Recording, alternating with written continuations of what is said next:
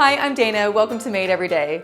Today I want to talk to you about piping because it's just one more fantastic trim that I love to sew with. So let's get started.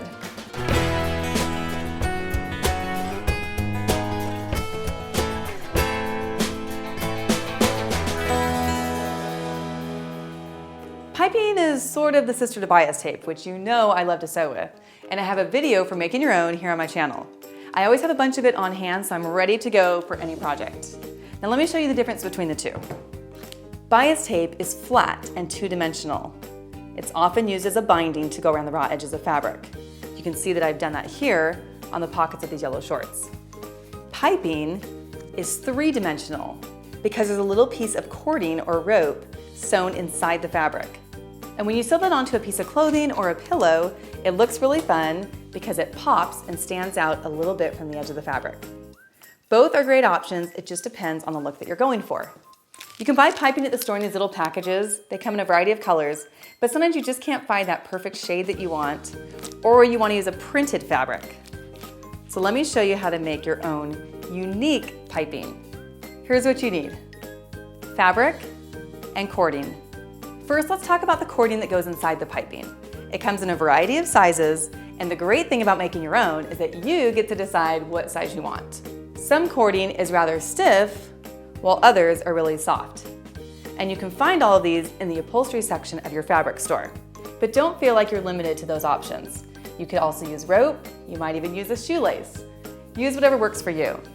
You could even go for the jumbo size. That is going to make some fat, P-H-A-T, piping. Let me show you how it works. We're going to cut strips of fabric like this, place our cord inside, fold it around the cord, and then sew right down that piping edge. Now the cool thing about cutting your fabric on the bias, which we'll talk about in a minute, is that if you're using a striped fabric and you fold it over, you get a really cool diagonal effect. It kind of looks like a piece of candy. Let's cut our strips. Cutting your fabric on the bias means you're cutting it at a 45-degree angle with the selvage and the cut edge of the fabric. And the reason this is important is that it gives a little more give to woven fabric so it stretches just slightly when you're going around curves. This is perfect for piping. You can find more details about this on my bias tape video here on my channel. So take your fabric and bring one side up to the other so it creates a 45-degree angle, and then just cut with your scissors right along that line.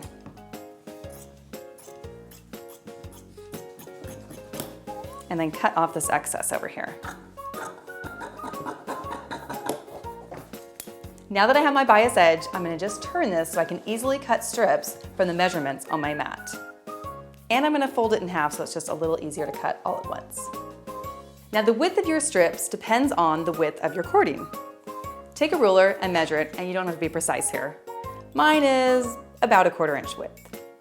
Now take that and double it, a 1/2 inch, and then add 1 more inch for seam allowances.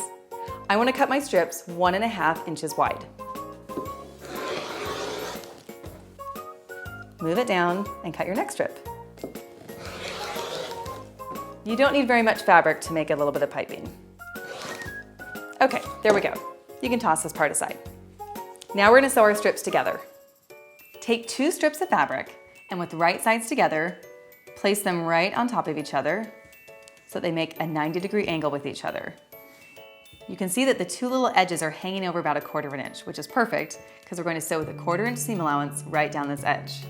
And when we're done, and I flip it over, you'll see that we'll make one continuous line of fabric. So let's go to our sewing machine.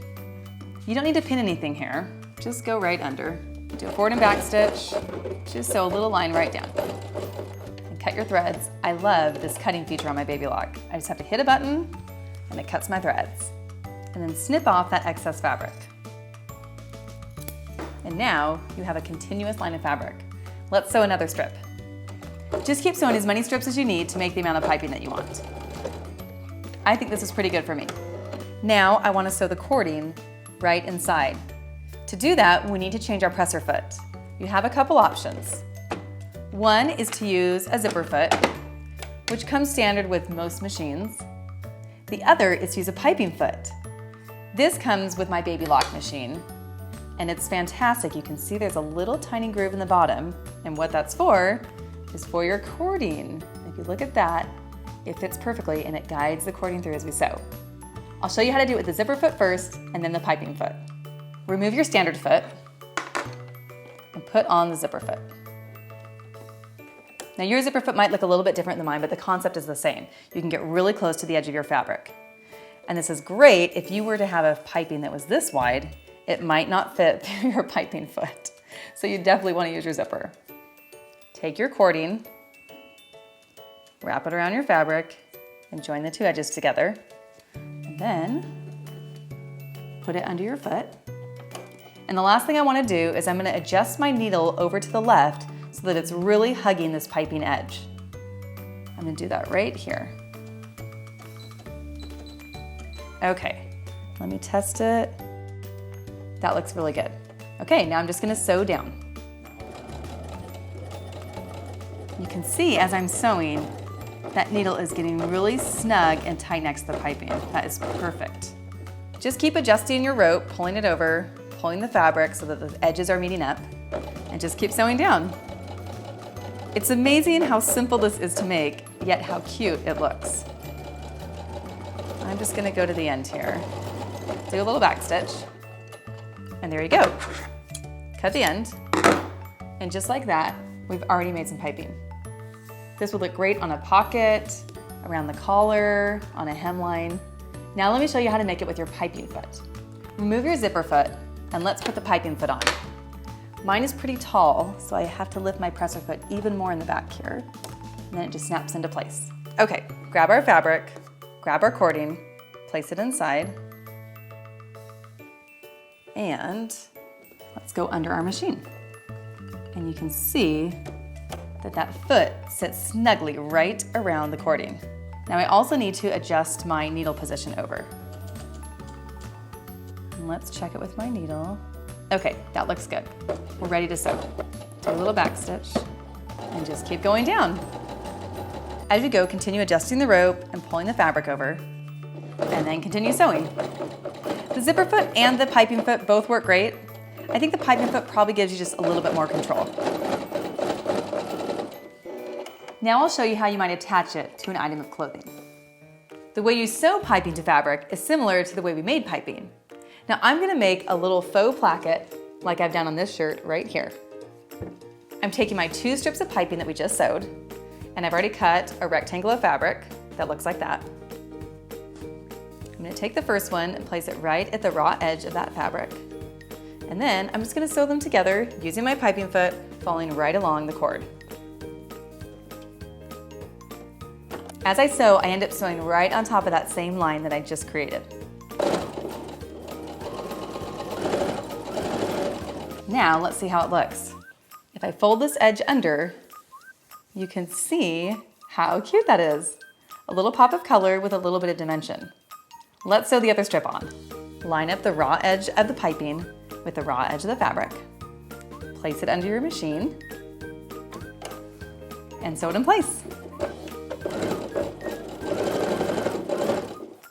Okay, let's see how it looks. We fold those 2 edges under, and look, just like that, we've created a really cool look with piping at the edges. Now if we trimmed off the top and bottom, we could easily sew it onto a shirt just as I've done here. And that's just one of the uses for piping. You can sew it onto pillows, skirts, shirts. There's a lot of fun ways to use piping, so have fun with it and get creative. For more ideas and tutorials, visit my website, madeeveryday.com.